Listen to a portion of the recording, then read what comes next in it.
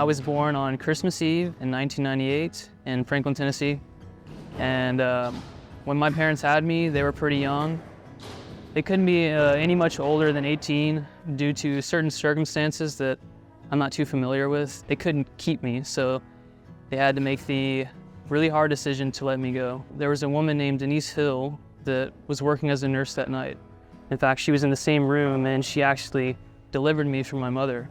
She was actually the first one to hold me as a newborn. Her and her husband, Ron Hill, were actually looking to adopt at the same time, and they ended up actually taking me home that night. Fast forward a few years later, and my father actually passed away, so that was just kind of like the beginning for us.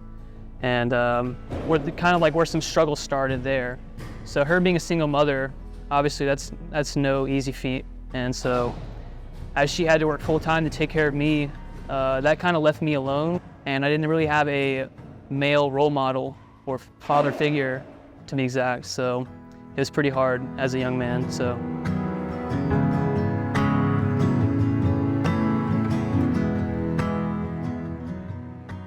And then I got with Joseph. He asked me to go to California with him and help him move back to Tennessee. And during that trip, we got to talk a lot. And he opened my eyes more to religion and Jesus Christ.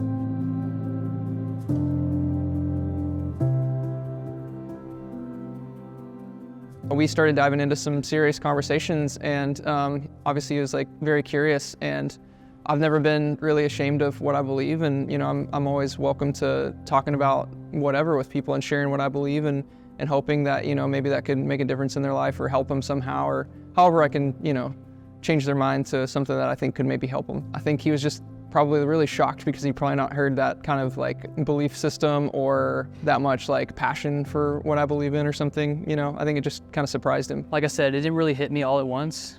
In fact, when I got back, I was still struggling pretty bad, and I think I was still searching for God.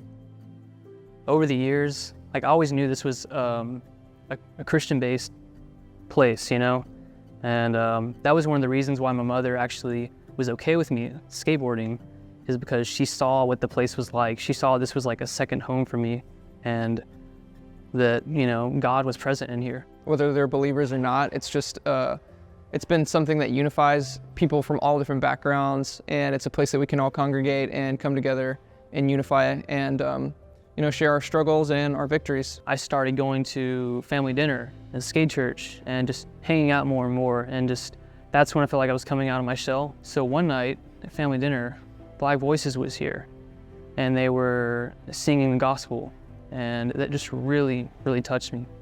And so I think at one point they asked, you know, reach out your hand, you know, and feel God. Like if He's there for you, that's exactly what I did. And I felt it. I just had more confidence going into work. I just felt like saying hi to people, you know, actually talking to them, listening to them. I felt happier overall.